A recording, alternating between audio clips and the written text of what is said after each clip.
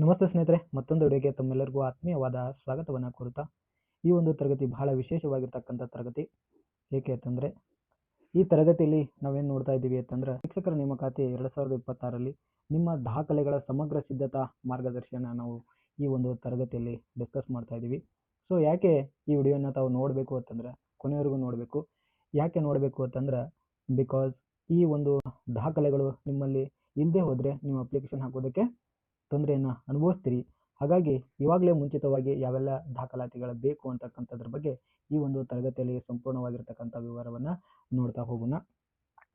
ಓಕೆನಾ ಸ್ನೇಹಿತರೆ? ಹಾಗಾದರೆ ಬನ್ನಿ, ಶಿಕ್ಷಕರ ನೇಮಕಾತಿ 2026 ನಿಮ್ಮ ದಾಖಲೆಗಳ ಸಮಗ್ರ ಸಿದ್ಧತಾ ಮಾರ್ಗದರ್ಶಿಯನ್ನ ಈ ಒಂದು ತರಗತಿಯಲ್ಲಿ ನಾವೇನು ಮಾಡೋಣ ನೋಡ್ತಾ ಹೋಗೋಣ. ಯಶಸ್ವಿ ಅರ್ಜಿ ಸಲ್ಲಿಕೆಗೆ ಬೇಕಾದ ಪ್ರತಿಯೊಂದು ದಾಖಲೆಯ ವ್ಯವಸ್ಥಿತ ಪಟ್ಟಿಯನ್ನ ಈ ಒಂದು ತರಗತಿಯಲ್ಲಿ ನಾವು ನೋಡ್ತಾ ಹೋಗೋಣ. ಅಂತ ಅರ್ಜಿ ಪ್ರಕ್ರಿಯೆಯನ್ನ ಸರಳಗೊಳಿಸೋಣ. ಅರ್ಜಿಯನ್ನು ಹಾಕ್ಬೇಕಂದ್ರೆ ಯಾವ ರೀತಿ ಹಾಕ್ಬೇಕು ಅಂತಕ್ಕಂಥದ್ದನ್ನು ಇಲ್ಲಿ ನೋಡ್ತಾ ಹೋಗೋಣ.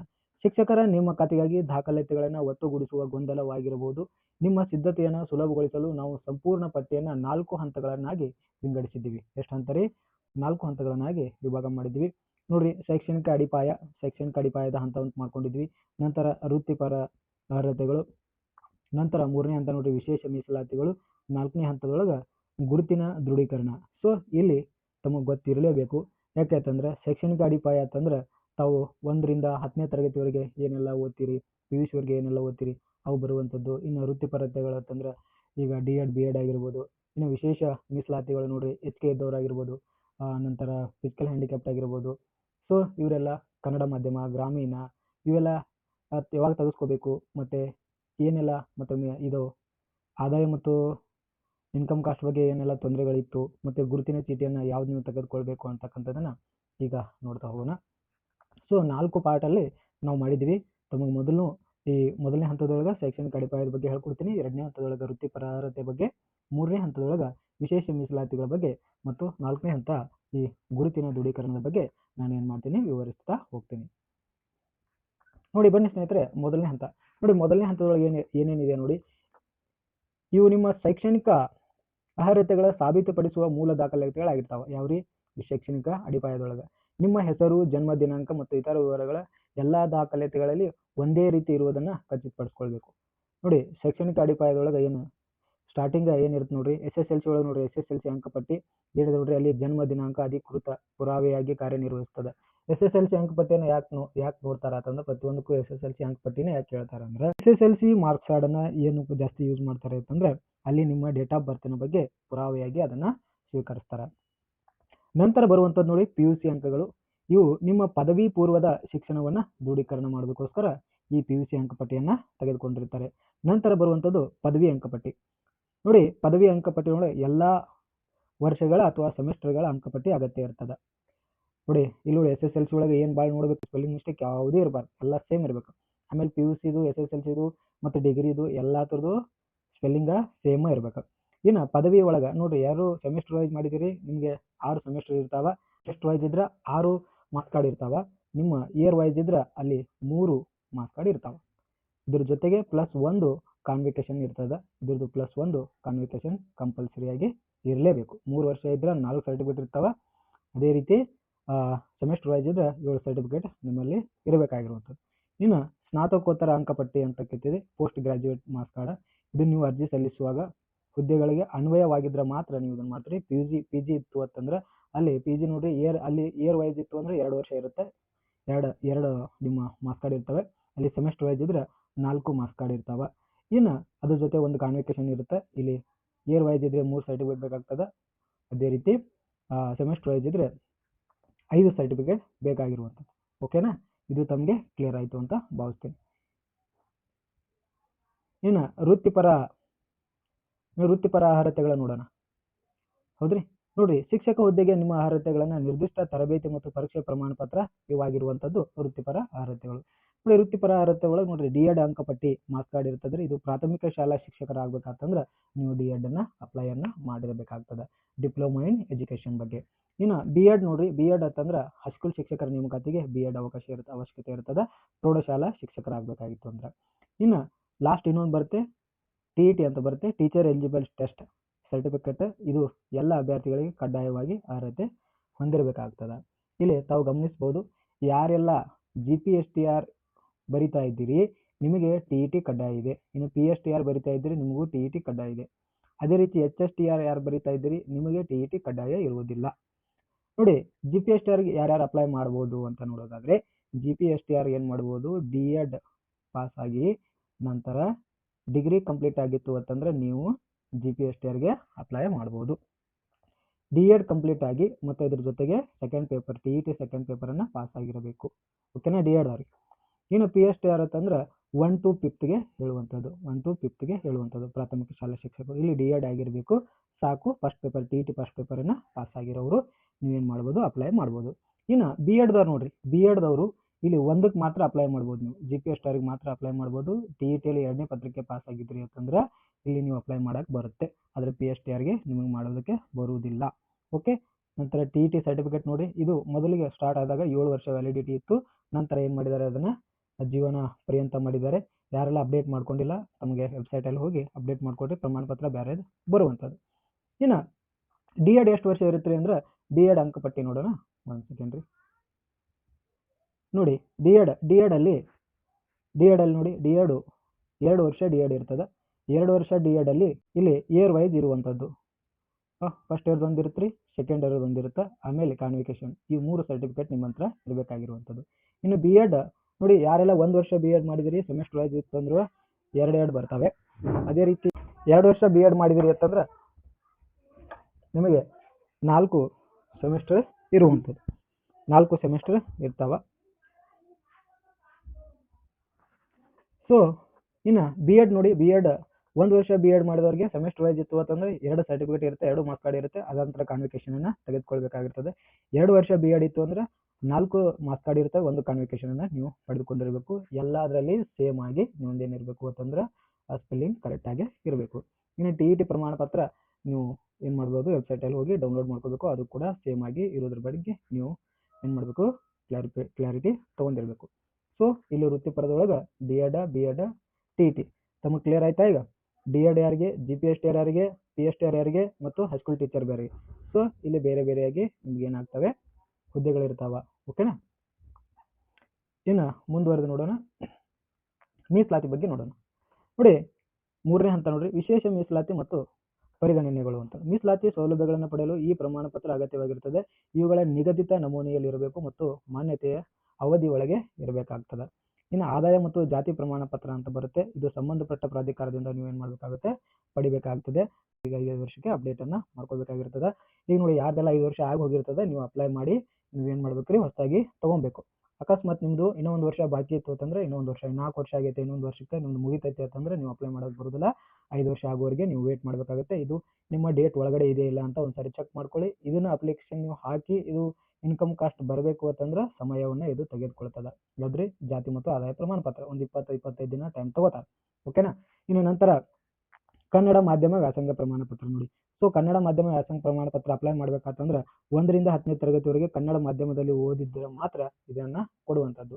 ಸೊ ಇಲ್ಲಿ ಏನು ಮಾಡ್ಬೇಕಾಗುತ್ತೆ, ನೀವು ಯಾವ್ಯಾವ ಸ್ಕೂಲಲ್ಲಿ ಓದಿದ್ರಿ ಅಲ್ಲಿ ಹೋಗಿ ನಿಮ್ಮ ಮುಖ್ಯೋಪಾಧ್ಯಾಯರು ನಿಮ್ಗೆ ಏನು ಮಾಡ್ತಾರೆ, ಒಂದು ಸರ್ಟಿಫಿಕೇಟನ್ನು ತುಂಬಿಕೊಳ್ತಾರೆ. ಅದನ್ನು ನೀವು ಎಲ್ಲಿ ಅಂತಂದ್ರೆ DDPI ಆಫೀಸಲ್ಲಿ ಹೋಗಿ ಅಲ್ಲಿ DDPI ಕಡೆಯಿಂದ ಒಂದು ಸಹಿಯನ್ನು ಮಾಡ್ಕೋಬೇಕಾಗ್ತದೆ. ನಂತರ ಇಲ್ಲಿ ಇನ್ನೊಂದು ಗ್ರಾಮೀಣ ಅಭ್ಯರ್ಥಿ ಅಂತ ಬರುತ್ತೆ, ಅದು ಕೂಡ ಸೇಮ್ ಬರುತ್ತೆ. ಇನ್ನೊಂದು ಯಾವ್ದ್ರಿ, ಗ್ರಾಮೀಣ ಅಭ್ಯರ್ಥಿ ಇಲ್ಲಿ ಕೂಡ ಸೇಮ್ ಇರ್ತದೆ. ಇದು 1ರಿಂದ 10ನೇವರೆಗೆ ಗ್ರಾಮೀಣ ಶಾಲೆಗಳಲ್ಲಿ ಓದಿದ್ರೆ ಮಾತ್ರ ನಿಮಗೆ ಪ್ರಮಾಣ ಪತ್ರ ಕೊಡುವಂಥದ್ದು. ಅಲ್ಲಿ ಕೂಡ ನಿಮ್ಮ ಮುಖ್ಯೋಪಾಧ್ಯಾಯರ ಹತ್ರ ಹೋಗಿ ನೀವು ಇದೇ ಶಾಲೆಯಲ್ಲಿ ಓದಿದ್ದೀರಿ ಅಂತ ಬರ್ಸ್ಕೊಂಡ್ಬಂದು ನಿಮ್ಮ ಮತ್ತೆ DDPIಯಲ್ಲಿ ಸಹಿಯನ್ನು ಮಾಡಿಸ್ಕೋಬೇಕಾಗ್ತದೆ.